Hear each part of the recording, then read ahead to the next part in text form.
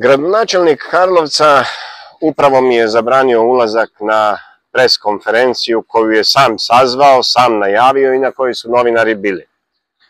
Kad sam ušao na pres konferenciju kao svi drugi novinari, meni je ulazak bio zabranjen po nalogu gradonačelnika, zvali su tamo da pitaju. Zato ćemo sad pokušati odgovore na pitanja od kojih gradonačelnik Mandić bježi, dobiti u telefonskom razgovoru s gradonačelnikom, ukoliko bude, naravno, želio razgovarati, ukoliko se uopće javi na telefonski poziv.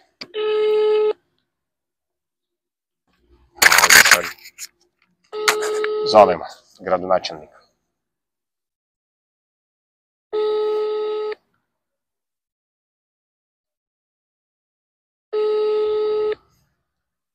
Da vidimo da li će se javiti.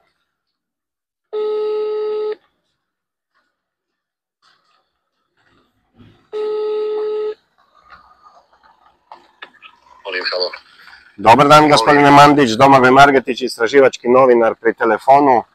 Poštovanje. Kako komentirate, ja sam htio na vašu pres konferenciju, ali su mi zabranili ulazak, kako komentirate ovaj najnoviji nalaz Zavoda za javno zdravstvo Karlovačke županije da voda u gradu Karlovcu, voda iz vodovoda Karlovca nije za piće? Evo, to je službeni nalaz Zavoda za javno zdravstvo Županije Karlovačke. Od kada je taj nalaz? Od 8. listopada. Od 8. listopada, znači 3 dana. Ja ga još nisam dobio na stol, kad ga dobijem mogu ga komentirati.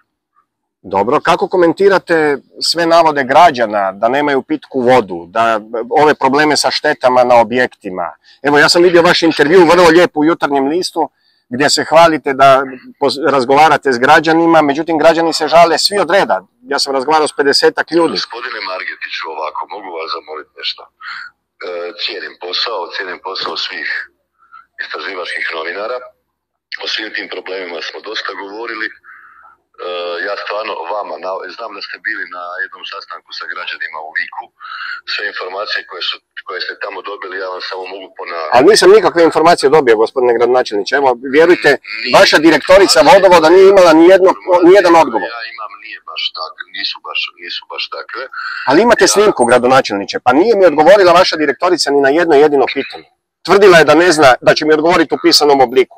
Nakon toga mi nije odgovorila u pisanom obliku. Nemam tu informaciju koju vi sad... Pa žao mi je, to znači da vas lažu, gospodine Mandić. Koliko znam, bili ste na sastanku, dobili ste sve informacije. Nisam dobio, pa to vam kažem, zato vas i zovem. Ja vam ništa novo ne mogu dodati ni oduzeti, evo. Znači nemate komentar na to da je Zavod za javno zdravstvo Karlovačke županije proglasio vodu iz vodovoda Karlovac da nije za piće? U ovom trenutku taj nalaz nemoj, evo ovaj čas... Evo ja ću vam ga dati, tu sam ispred zgrade poglavarstva, hoćete me primiti? Taj nalaz sebi na stol, može? Evo ja sam tu ispred vaše zgrade, hoćete me primiti pa da vam pokažem taj? Znači nećete me primiti. Evo tu sam ispred vaše zgrade. Hvala vam lijepo na vašem interesu, sve sam vam rekao što sam imao da reći. Nije točno da ne brinemo o građanima, nije točno da nismo dostupni. Pa niste dostupni, evo meni niste dostupni, od mene bježite, meni su danas zabranili ulazak na vašu pres konferenciju, od mene pa evo sad me primite, tu sam ispred vaše zgrade, pa ću vam pokazati taj nalaz. Nemam informaciju da vam je zabranjen ulaz. Onda vas lažu, evo ja sam sad ispred vaše zgrade, bio mi je zabranjen ulaz, evo pred zgradom sam. Hvala vam lijepo na interesu, ajde živjeli, Bog.